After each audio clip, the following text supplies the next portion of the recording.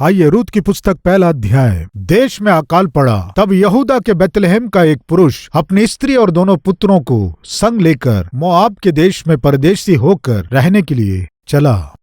अकाल पड़ने के विषय में हमने समय को देखे, कारण को देखे, स्थान को देखे, अभी उस परिवार को देख रहे हैं।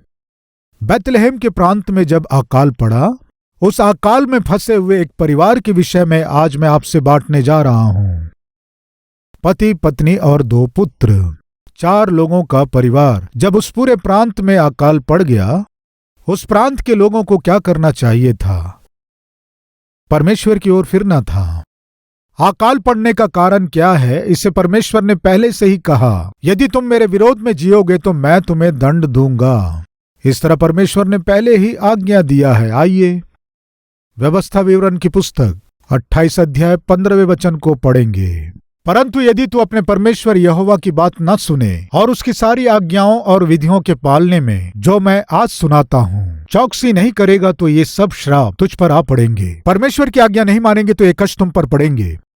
क्या है वे कष्ट? अर्थात शापित हो तो नगर में। कुछ लोग सोचते हैं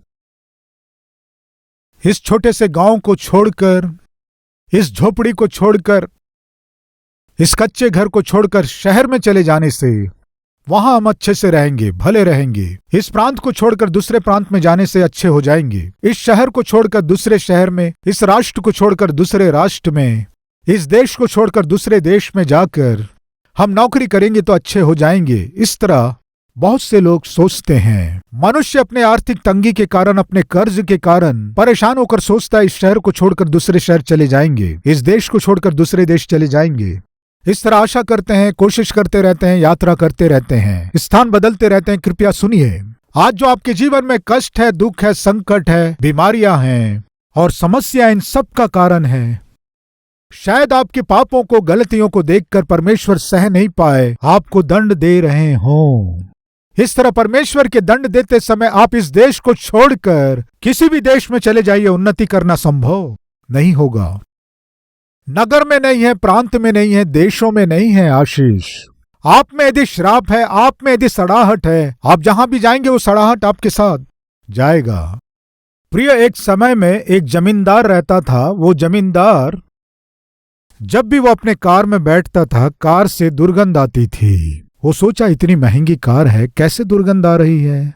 जब उसने कार चलाने वाले अपने कार चालक को जब उसने देखा तो वो अपना सॉक्स पता नहीं कब से पहना था, धोया था कि नहीं मालूम, उसी का दुर्गंध था। इस बात को समझकर वो जमींदार उनके पास जो नए सॉक्स थे उन्हें लाकर उसे देकर बोला, इन्हें तुम पहन लो, क्योंकि कार में बहुत बदबू आ रही थी और वे सह नहीं पा रहे थे, इसलिए इन सॉक्स को पहन लो बाबू बोले। वो जाकर सॉक्स पहन लिया। चलो अच्छा हुआ, दुर्गंध चली गई। ये सोचकर वो जमींदार कार में आकर बैठने से फिर से दुर्गंध आ रही है। तब उस जमींदार ने पूछा, मैंने जो सॉक्स दिए क्या तुमने पहने? पहन लिया हूं सर, बहुत अच्छे हैं। देखिए सर, ठीक है सॉक्स पहने हो, अच्छी बात है, लेकिन तो बदबू क्यों आ रही है? असली में तुमने उतारे हुए सॉक्स कहाँ रखे हो? मेरी जेब में है सर। कहाँ है कह रहा है? जेब में है कह रहा है। जेब में यदि बदबू मारने वाले सॉक्स आप रखेंगे तो आप कहीं भी जाएं, बदबू तो मारेगा ही।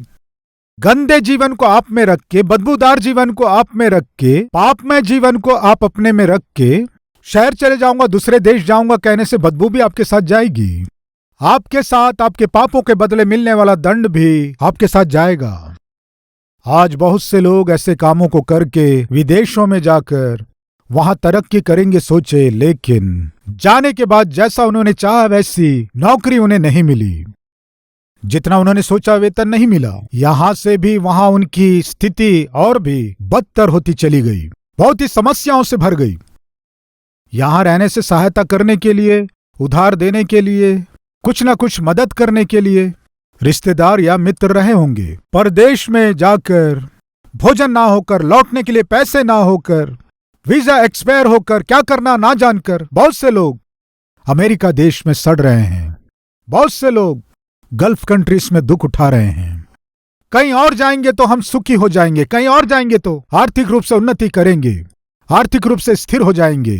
इस तरह सोच रहे हैं, लेकिन यहाँ परमेश्वर आपके संग नहीं होने से आप कहीं भी जाएं, परमेश्वर आपके संग बिल्कुल रहेंगे ही नहीं। यहाँ परमेश्वर के बिना जीकर आपने जो कष्टों को मोल लिया है, आप कहीं भी चले जाएं, वे कष्ट भी आपके साथ जाएंगे। वे कष्ट आपके जीवन में कष्ट देंगे। इस बात को ना भूलें। प्रभु में मैं विनती कर रहा हूँ। एलीमेलेक, बैतलहम में अकाल पड़ने का कारण जानते हो? तुमने अपने मन मर्जी से जिया। तुम अपने मन मर्जी के जीवन को सही किए बिना मोआब देश में जाके रहोगे। देखता हूं तुम वहां कैसे जियोगे। तुम जहां हो वहां अपने आप को सही किए बिना, तुम जहां जी रहे थे, तुम्हारी गलतियां क्या है उन्हें जानकर, उन्हें मानकर छोड़े बिना अकाल आ गया, कष्ट आ गया, खाने के लिए रोटी नहीं है, आर्थिक तंगी हो गई है। इसका कारण यह है कि तुम जो जीवन जी रहे हो वो मेरी दृष्टि में बिल्कुल ठीक नहीं है। इसलिए मैं दंड दिया हूं, इसलिए तुम्हें अकाल में से होकर गुजरने दिया हूं। गलतियां जानकर अपने आप को मुझे सौंपने से सही हो जाओगे। लेकिन अकाल में से, संकट में से गुजर रहे हो, लेकिन फिर भी मुझ पर ध्यान ना देकर मोआब देश में जाकर जीऊंगा सोच रहे हो। देखता हूं कैसे जियोगे। आज इन बातों को सुनने वाले भाई और बहन, पापों को, गलतियों को आप अपने में रखकर आप किसी भी शहर में जाएं, वो आपके साथ आएगा। अर्थात शापित हो तू नगर में, शापित हो तू खेत में, शापित हो तेरी टोकरी और तेरी कठौती, शापित हो तेरी संतान और भूमि की उपज और गायों और भेड़ बकरियों के बच्चे, शापित हो तू भीतर आते समय और शापित हो तू बाहर जाते समय। फिर जिस जिस काम में तू हाथ लगाए उसमें यहोवा तब तक तुझको शाप देता और भयातुर करता और धमकी देता रहेगा जब तक तू मिट ना जाए और शीघ्र नष्ट न हो जाए। यह इस कारण होगा कि तू यहोवा को त्याग कर दुष्ट काम करेगा। यह श्राप तुम्हारे ऊपर पड़ेंगे, तुम्हारे दुष्टता से भरे कामों के कारण, तुम्हारे पापमय कामों के कारण। परमेश्वर कह रहे हैं तुम शीघ्र ही मृत्यु को मोल लेने वाले हो। तुम जहां भी जाओ, जो भी करो, कोई भी काम करने की कोशिश करो, प्रयत्न करो, तुम अपने कोशिशों में सफल नहीं हो पाओगे। कारण यह है कि तुम मेरे विरोध में जीते हुए आए हो। प्रियो, हम सब परमेश्वर के द्वारा रचे गए हैं। उस परमेश्वर के द्वारा रचे गए हम उस परमेश्वर की आज्ञा नहीं मानेंगे तो कैसे? परमेश्वर के द्वारा रचे गए हम परमेश्वर के विरोध में काम करेंगे तो कैसे चलेगा? मान लीजिए आप एक कुत्ते को खरीदे, उसे घर में लाकर पाल रहे हैं और आप चाहते हैं कि उस कुत्ते को सिखाएं। जब उस कुत्ते को पेशाब करना है तो घर में नहीं करना है। उस कुत्ते को चैन से बांधकर उसे बाहर लेकर जाएंगे, उसे कुछ देर घुमाएंगे, उसे बाहर ही पेशाब करना है। जो कुछ भी करना है बाहर ही करना है। आप उसे सिखाने की कोशिश करेंगे, लेकिन बाहर ले जाने से अच्छे से इधर उधर घूमता है, लेकिन घर लाते ही घर में पेशाब कर देता है। घर में लाने के बाद बेडरूम में पेशाब कर देता है। मैं पूछता हूं, उस कुत्ते को जिस व्यक्ति ने खरीदा है उसे दंड दिए बिना रहेगा क्या? ये क्या है? 1 घंटे में इसे बाहर घुमाया, बाहर अच्छी रीति से घुमा, घर के अंदर आते ही सब करना शुरू कर दिया। मैं पूछता हूं, आपने जो उसे मोल लिया है वो कुत्ता आपकी आज्ञा नहीं मानता है। बैठो कहने से बैठता नहीं है, सो बोलने से सोता नहीं है, बाहर पेशाब करने ले जाने से पेशाब नहीं करता है। पूरी रीति से आपके विरोध में व्यवहार करने से मैं पूछता हूं, आप दंड देंगे कि नहीं देंगे? मारेंगे या नहीं? वो पशु है, बोल नहीं पाता है, फिर भी आप उसे दंड देने की कोशिश करेंगे, अधीन करने की कोशिश करेंगे, क्योंकि आपने मोल लिया है। दाम देकर खरीदा हुआ कुत्ता आपके विरोध में व्यवहार करने से आप उसे निश्चय दंड देंगे।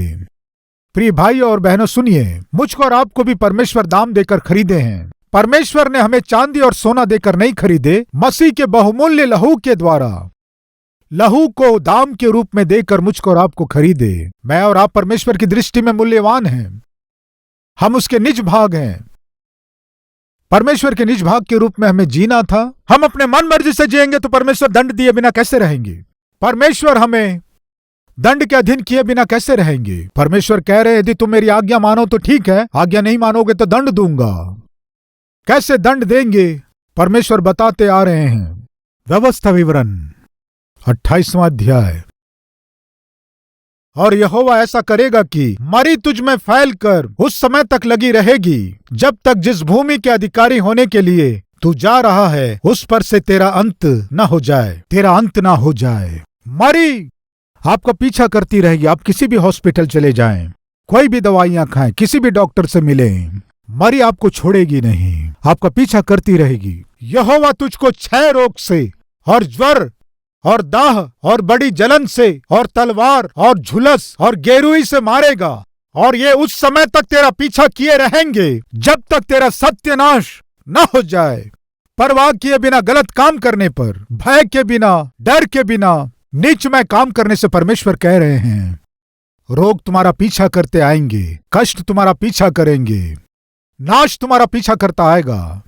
उसके बाद और तेरे सिर के ऊपर आकाश पीतल का और तेरे पांव के तले भूमि लोहे की हो जाएगी। यहोवा तेरे देश में पानी के बदले बालू और धूल बरसाएगा। वह आकाश से तुझ पर यहाँ तक बरसेगी कि तेरा सत्यानाश हो जाएगा। यहोवा तुझको शत्रुओं से हरवाएगा जिनसे आप जय पाना चाहते हैं, जिनसे आप आगे बढ़कर ऊंची स्थिति में जाना चाहते हैं, जिनसे आप और अधिक उत्तम स्थिति में जाना चाहते हैं, जिनसे अधिक उन्नति करना चाह रहे हैं। परमेश्वर कह रहे हैं उन सब के सामने मैं तुम्हें दंड दूंगा, उन सब के हाथों में मैं तुम्हें सौंप दूंगा। जिनसे तुम जय पाना चाहते हो, जिनके ऊपर तुम अधिकारी बनना चाहते हो, सुनो, उनसे भी मैं नीचे स्तर में तुम्हें ले जाऊंगा, उनके हाथों में तुम्हें सौंप दूंगा। वे तुम पर अधिकार चलाए ऐसा मैं करूंगा। हो सकता है आज आपका जीवन ऐसे हाल से गुजर रहा है तो आपके जीवन को आप सही कर लें। प्रभु में मैं विनती कर रहा हूं, यहोवा तुझको शत्रुओं से हरवाएगा और तू एक मार्ग से उनका सामना करने को जाएगा, परंतु 7 मार्ग से होकर उनके सामने से भाग जाएगा और पृथ्वी के सब राज्यों में मारा मारा फिरेगा। 27वां वचन, यहोवा तुझको मिस्र के से फोड़े और बावासीर और दाद और खुजली से ऐसा पीड़ित करेगा कि तू चंगा ना हो सकेगा। परमेश्वर कह रहे हैं मैं तुम्हारे शरीर से सुख और चैन को दूर कर दूंगा। तुम कहीं भी जाकर किसी भी दवाई का इस्तेमाल करो, उस बीमारी का कोई भी इलाज आपको नहीं मिलेगा, कोई चंगा नहीं कर सकता। यहोवा तुझे पागल और अंधा कर देगा और तेरे मन को अत्यंत घबरा देगा, और जैसे अंधा अंधियारे में टटोलता है वैसे ही तू दिन दोपहरी में टटोलता फिरेगा और तेरे काम काज सफल न होंगे, और तू सदैव अंधेर सहता और लुटता ही रहेगा और तेरा कोई छुड़ाने वाला न होगा। आप जहां जाएंगे वहां आपके साथ अन्याय होगा, आप जहां जाएंगे वहां आप अपना जो है सब खो देंगे, आप जहां जाएंगे वहां आपका नुकसान होगा, लाभ बिल्कुल नहीं होगा। आप नष्ट होते तक ऐसा जीवन आपका पीछा करता ही रहेगा। आज इन बातों को सुनने वाले प्रिय भाई और बहन सुनिए, परमेश्वर जो कह रहे हैं, शायद इन दंडों में से आप गुजर रहे हैं क्या? परमेश्वर उन दिनों जिनके विषय में कहा था मैं दंड दूंगा, ऐसे भयानक विपत्तियों में से आप गुजर रहे हैं क्या? तो सुनिए, आप दंड में हैं। परमेश्वर काफी समय से आपको सुधारने की कोशिश किए, काफी समय से आप बदल जाएंगे देखे, इंतजार किए, काफी समय से आप अपने जीवन को सुधार लेंगे। परमेश्वर आशा किए, आप में बदलाव नहीं आने से, आप नहीं सुधरने से परमेश्वर ने सोचा अब कोई लाभ नहीं, आपको दंड देना शुरू कर दिए। उस दंड को यदि आप स्वीकार करके अपने आप को सुधार लेने से ठीक है, नहीं तो परमेश्वर कह रहे हैं 7 गुना दंड मैं देने जा रहा हूं। अभी के दंड से 7 गुना दंड मैं तुम्हें देने जा रहा हूं। एलीमेलेक, कहां जा रहे हो? मोआब देश को जा रहा हूं। क्या करने जा रहे हो? जीने के लिए जा रहा हूं, अपने परिवार का पोषण करने जा रहा हूं। असली में अकाल क्यों पड़ा? हमारे परमेश्वर ने कहा, क्या कहा? हम अपने मन मर्जी से जिएंगे तो परमेश्वर ने कहा मैं अकाल से दंड दूंगा। तब लोगों को क्या करने को कहा था? परमेश्वर ने लोगों से कहा अपने को सही कर लो, अपने पापों को मान लो। परमेश्वर ने कहा मेरी प्रजा के लोग जो मेरे कहलाते हैं अपने आप को दीन करके उस समय तक जितने बुरे काम और पाप में काम किए उन सब को मानकर छोड़ देंगे और प्रार्थना करेंगे तो मैं उनके देश को ज्यों का त्यों कर दूंगा। परमेश्वर ने कहा तुम जानते हो क्या एलीमेलेक? जानता हूं। तो तुम्हें क्या करना चाहिए? यहां से मोआब देश जाने से अच्छा है जहां हो वहीं पश्चाताप करना चाहिए ना। पता नहीं, मुझे पश्चाताप करने का मन नहीं लगता। मुझे परमेश्वर की आज्ञा मानना पसंद नहीं है। पता नहीं क्यों मैं अपने आप को सुधारना नहीं चाहता। जो होगा देखा जाएगा, मोआब देश जाऊंगा। प्रियो, पता नहीं कुछ लोग स्थिर नहीं रहते हैं। जब जीवन में कष्ट आते हैं, क्लेश आते हैं, आर्थिक तंगी आती है, वे स्थिर नहीं रहते हैं। यहां जाना है, वहां जाना है, वहां जाना है, यहां जाना है, बहुत से स्थानों में जाएंगे लेकिन परमेश्वर के पास नहीं आएंगे। आज इन बातों को सुनने वाले भाई और बहन सारे देशों को घूम रहे हैं। आप जाकर सहायता ना मांगे हो, ऐसा कोई मित्र नहीं है। आप जाकर हाथ ना फैलाए हो, ऐसा कोई घर नहीं है। आप हर जगह जा रहे हैं, सबसे मांग रहे हैं। आपको देखकर आपके मित्र बचकर भाग रहे हैं। आपके फोन करने से कम फोन भी नहीं उठा रहे हैं। आपका जीवन ऐसा हो गया है। बहुत से स्थानों में जा रहे हैं, सबके पास जा रहे हैं, सबसे मांग रहे हैं। प्रिय भाई और बहन, एक बार परमेश्वर के पास आइए। एक बार परमेश्वर के पास आकर मांगिए। एक बार परमेश्वर के पास आकर आपके कष्टों का कारण क्या है बताइए। पिता, आज मेरे जीवन में जो कष्ट है उसका कारण है मेरे पाप, मेरे किए गए पापमय कामों के कारण, किए गए गलत कामों के कारण, लिए गए गलत निर्णयों के कारण, उठाए गए गलत कदमों के कारण।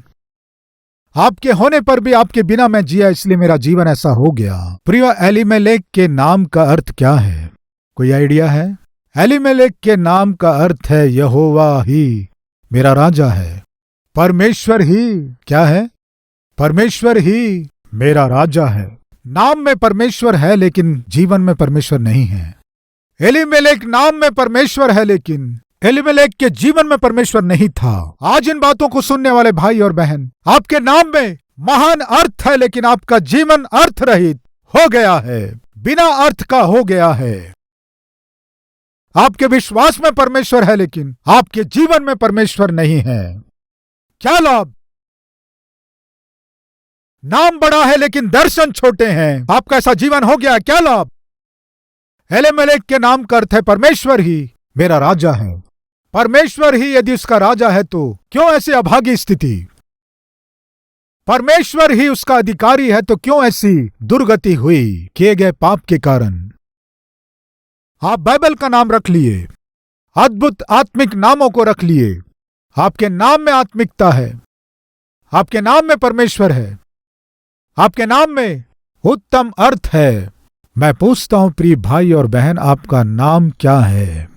यही प्रश्न एक दिन परमेश्वर याकूब से पूछा, तेरा नाम क्या है?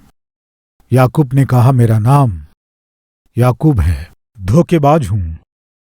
तो फिर अब से तुम्हारा नाम याकूब ना होगा, इज़राइल। मैं तुम्हें बदल रहा हूं, तुम्हारे नाम को भी बदल रहा हूं। अब तुम्हें धोखेबाज होकर रहने की अनुमति नहीं है। इज़राइल, परमेश्वर से मल युद्ध करने वाला, तुम मुझसे संघर्ष किए हो, आशीषों के लिए युद्ध किए, आशीषों के लिए मुझसे तुम लड़े हो। तुम्हारे योग्य मैं तुम्हें नाम दूंगा, मैं तुम्हें आशीष दूंगा। कब दूंगा? तुम कौन है मुझे बताओ। मैं याकूब हूं, धोखेबाज हूं, वो मान लिया। परमेश्वर अपने गलती को मान लेने से याकूब को क्षमा किया और इस्राएल के रूप में बदल दिया। प्रियो, आप कोई भी क्यों ना हो, कितने भयानक पाप में जीवन को जिए क्यों ना हो, बहुत से धोखे के और बुरे काम किए हो, आप अपने गलती को मानेंगे तो मेरे प्रभु क्षमा करने के लिए तैयार हैं। आपकी बुरी स्थिति से आपको छुड़ाने के लिए तैयार हैं। आपके अभागे जीवन से परमेश्वर आपको छुड़ाने के लिए तैयार हैं। आपको केवल एक काम करना है, जिस हाल में उसी हाल में अपनी स्थिति को परमेश्वर से कहें, पिता, मेरा नाम याकूब है। प्रियो, एक समय यही याकूब, जब इसी तरह एक बार उसके पिता ने पूछा, बेटे तुम्हारा नाम क्या है? मेरा नाम एसाव है। एसाव, नाम तो एसाव है लेकिन आवाज तो याकूब की आवाज जैसा है। थोड़ा पास आओ। टटोल कर देखा, ऊपर भेड़ का खाल डालकर आया था, रोए हाथ पर लग रहे थे। शरीर भी तो एसाव का शरीर है लेकिन आवाज याकूब का आवाज जैसा है। ठीक है बेटे, भोजन लाए हो ना? मैं भोजन करके तुम्हें आशीष दूंगा। धोखे से पहलोठे पद को याकूब ले लिया। प्रियो, उस दिन पिता ने पूछा, तेरा नाम क्या है? झूठ बोलकर धोखा दिया। एसाव बोला, उस धोखेबाज को देखकर वही प्रश्न आज परमेश्वर कर रहे हैं, तेरा नाम क्या है? याकूब को समझ में आ गया, एक बार जब यही बात मेरे पिता ने पूछा था तब मैंने धोखा दिया। याकूब कहने के बदले मैंने एसाव कहकर धोखा दिया और धोखेबाज बन गया। लेकिन ऐसे कब तक जीऊंगा? इस तरह कब तक मैं लोगों को धोखा दूंगा? इस तरह मैं कितनों से झूठ बोलूंगा? इस तरह कितने लोगों के जीवन से खेलूंगा। अब मैं अपने जीवन में सब छोड़ दूंगा। इस पापमय जीवन के लिए, इस पापमय जिंदगी के लिए, इस पापमय और अभागे जीवन को अब मैं निश्चय छोड़ दूंगा। क्या नाम है तुम्हारा? उस दिन याकूब एक निर्णय लिया, इस अभागे और दुष्ट जीवन को निश्चय मुझे छोड़ना है। मेरा जीवन क्या है? मेरे परमेश्वर से कहना है, तुम्हारा नाम क्या है? मेरा नाम याकूब है, धोखेबाज हूं। उसकी स्थिति क्या है, उसकी असलियत क्या है, उसका जीवन क्या है? उस दिन परमेश्वर से कह दिया, मैं धोखेबाज हूं। तब परमेश्वर ने कहा, अब से तुम्हें याकूब के रूप में रहने की अनुमति नहीं है। मेरी आशीषों के लिए तुम मुझसे युद्ध किए, इसलिए मैं तुम्हें बदल रहा हूं, तुम्हारे नाम को भी बदल रहा हूं। अब से मैं तुम्हें इज़राइल के रूप में बदल रहा हूं। उस दिन परमेश्वर उस धोखेबाज को इज़राइल के रूप में बदल दिया। वो नाम सार्थक करके, जैसे उन्होंने कहा वैसे उसके नाम से एक देश का ही परमेश्वर निर्माण किया। परमेश्वर ही मेरा राजा है। नाम में परमेश्वर है लेकिन जीवन में परमेश्वर नहीं है। उस दिन एलीमेलेक को क्या करना था? शहर नहीं बदलना था। उस दिन एलीमेलेक के परिवार को यहां वहां घूमना नहीं था, उन्हें परमेश्वर के चरणों में आना था। इस तरह परमेश्वर के चरणों में आना ना चाहकर मोआब देश में जाकर क्या हुआ जानते हैं? तुम्हारा पोषण करूंगा, आओ, जीवन दूंगा, आओ, ये कहकर अपनी पत्नी और बच्चों को लेकर गया। जीवन दूंगा कहकर स्वयं मर गया। कारण जानते हैं? परमेश्वर से दूर होने से, उसका कीमत चुकाने से हम बच नहीं सकते। आज इन बातों को सुनने वाले भाई और बहन, आपके परिवार को जीवन दूंगा सोचकर आप यहां लाए, जीवन दे रहे हैं क्या? पोषण करूंगा कहकर अपने परिवार को लेकर आए, पोषण कर पा रहे हैं क्या? कर्ज चुका दूंगा सोचकर आप यहां आए, कर्ज चुका पा रहे हैं क्या? मैं नौकरी पा लूंगा सोचकर आए, क्या नौकरी पाए? व्यापार करूंगा सोचकर यहां पर आए, व्यापार को प्रारंभ करके सफलता से आगे बढ़ रहे हैं क्या? आप जब आज जिस स्थिति में थे उससे भी अभागे स्थिति में आज पहुंच गए हैं। निराशा और मायूसी आप पर छाई हुई है, तो कम से कम आज के दिन, हाय मेरे किए गए पाप में कामों के कारण परमेश्वर क्रोधित होकर मेरे विरोध में खड़े हो गए हैं। उस परमेश्वर के विरोध में काम करके मैं कैसे जी सकता हूं याकूब के समान? मेरे जीवन को, मेरे गलतियों को, मेरे पापों को मानकर छोड़कर प्रभु की उपस्थिति में परमेश्वर के देने वाले आशीषों को पाने से कितना अच्छा होगा। एलीमेलेक यदि ऐसा सोचता तो कितना अच्छा होता। नहीं सोचा प्रियो, पोषण करूंगा ये सोचकर परदेश जाकर मर गया प्रियो। उसका भरोसा करके उसके साथ जाने से उसके बेटे भी मर गए। इन तीनों पर भरोसा करके इनसे विवाह करने वाली तीनों पत्नियां विधवाएं हो गईं प्रियो, अकेले हो गए। फल रहित जीवन उन्हें जीना पड़ा। प्रिय भाई और बहनों, आप परमेश्वर पर भरोसा किए बिना, आप अपने आप पर भरोसा करके कहीं कहीं जाकर कुछ करूंगा सोचने से आप सफल नहीं हो पाएंगे। जो आपने सोचा उसे हासिल नहीं कर पाएंगे।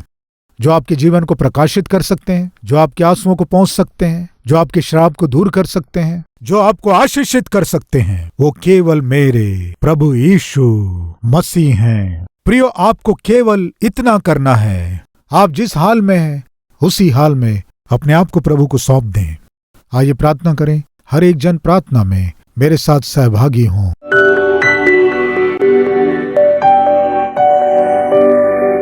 पवित्र परमेश्वर पिता, सीधे और स्पष्ट आप हमसे बात किए। बोए गए वचन को फलवंत करके वचन के अनुसार जीना हमें सिखाइए। हम जो तेरी प्रजा हैं, हम यदि मन मर्जी से जिएंगे तो आप निश्चय क्रोध करेंगे, निश्चय दंड देंगे। पिता, हम उस दंड में से गुजर रहे हैं, हमें क्षमा कीजिए। हम सब ने जो पाप किया है, जो गलती किया है, तेरी तरस के द्वारा, तेरे दया के द्वारा, तेरे क्षमा के द्वारा स्मरण करके सिर से लेकर एड़ी तक हम सबको पिता यीशु के लहू से शुद्ध करके हिम से भी श्वेत पवित्र जीवन हमें देकर आपके स्वीकार योग्य और आपको महिमा लाने वाला जीवन जी सकें, ऐसा अनुग्रह कीजिए चाहते हैं पिता। हमारी प्रार्थना को सुनकर पिता, हम दूसरों के लिए ठोकर का कारण नहीं बनना है, श्राप का कारण नहीं बनना है, दूसरों के लिए आदर्श का जीवन जीना है। ऐसा जीवन हमें दीजिए। यीशु के नाम से इस प्रार्थना को मांगते हैं पिता, आमीन। प्रियो, इस संदेश के द्वारा आप आशीष पाएं तो और भी लोगों को शेयर कीजिए, लाइक कीजिए और एक कमेंट कीजिए। कल फिर से इसी समय मॉर्निंग डिवोशन में मिलेंगे। शलोम।